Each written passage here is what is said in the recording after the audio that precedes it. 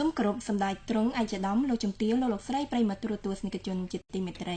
វិលមកជួបផ្សាយជាថ្មីនៃការផ្សាយផ្ទាល់ព័ត៌មានអាស៊ីអាគ្នេយ៍ថ្ងៃនេះរបស់ស្ថានីយ៍ទូរទស្សន៍អាស៊ីអាគ្នេយ៍ចាសសម្រាប់ការផ្សាយផ្ទាល់ព័ត៌មានអាស៊ីអាគ្នេយ៍ថ្ងៃនេះមានវត្តមាននឹងខ្ញុំលន់ស្រស់រួមជាមួយនឹងកញ្ញាដាណា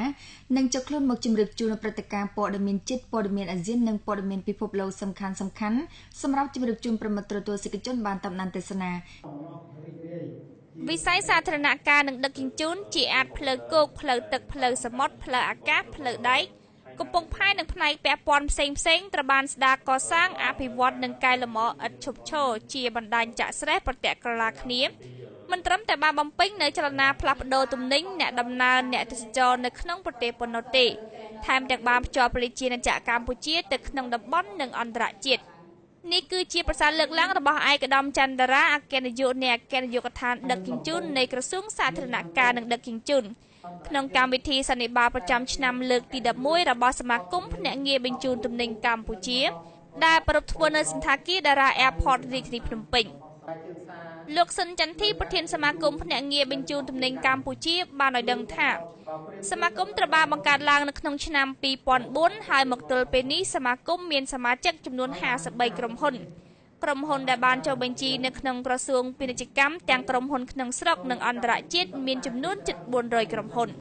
ឯកឧត្តមចន្ទរាមានប្រសាសន៍ថាសមាគមភ្នាក់ងារបញ្ជូនទំនិញកម្ពុជាបានបំពេញកិច្ចការជាច្រើនដែលធានាដល់ការការពារផលប្រយោជន៍សមាគមក៏ដូចជាសមាជិកទាំងឡាយនឹងបានរួមចំណែកជាដៃគូសហប្រតិបត្តិការដ៏ល្អនៃផ្នែកឯកជន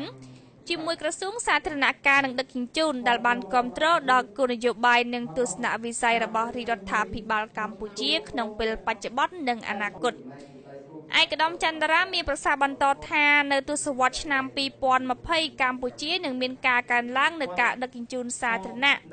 ក្រុងទំនើបមានការកសាងផ្លូវល្បឿនលឿនពីភ្នំពេញទៅបាវិតនិងផ្នែកហេដ្ឋារចនាសម្ព័ន្ធដឹកទំនិញផ្សេងទៀតឯកឧត្តមចន្ទរាមានប្រសាសន៍លើកឡើងថាលទ្ធផលនៃសន្និបាតប្រចាំឆ្នាំរបស់សមាគមលើកទី11នេះនឹងក្លាយជាឧបករណ៍តម្រង់ទិសដៅអនុវត្តជាក់ស្ដែងដើម្បីធានានូវភាពរីកចម្រើនមូលដ្ឋានទំនុកចិត្តនិងការចូលរួមជាសមាជិកព្រមទាំងពង្រឹងសមត្ថភាពកាន់តែប្រសើរឡើងរបស់សមាគមនិងសមាជិកសមាគមទាំងអស់តាក់ទងទៅនឹងការប្រជុំខ្លះនៅក្នុងផ្នែកនេះខ្ញុំបាទក៏សូមមានការសំណូមពរក៏ដូចជាអំពាវនាវដល់ខាងរាជរដ្ឋាភិបាលនិងស្ថាប័នដែលពាក់ព័ន្ធនៅក្នុងការប្រកបមុខរបរនេះក៏សូមឲ្យមានការធ្វើយ៉ាងណាដើម្បីជួបជុំគ្នាមានការឲ្យយើងជួបជុំគ្នាដើម្បីជជែកដោះស្រា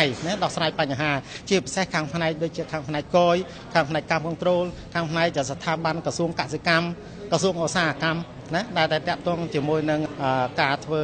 បែបបទតំណែងនាំចេញនាំចូលហ្នឹងគឺចង់ឲ្យសហការគ្នាធ្វើយ៉ាងណាដើម្បីជជែកគ្នារកដំណោះស្រាយលោកស្រីប្រមត្តត្រទស្សនិកជនជាទីគោរពនិងជាទីមេត្រីនៅក្នុងវគ្គក្រោយយើងជម្រាបពីនេះ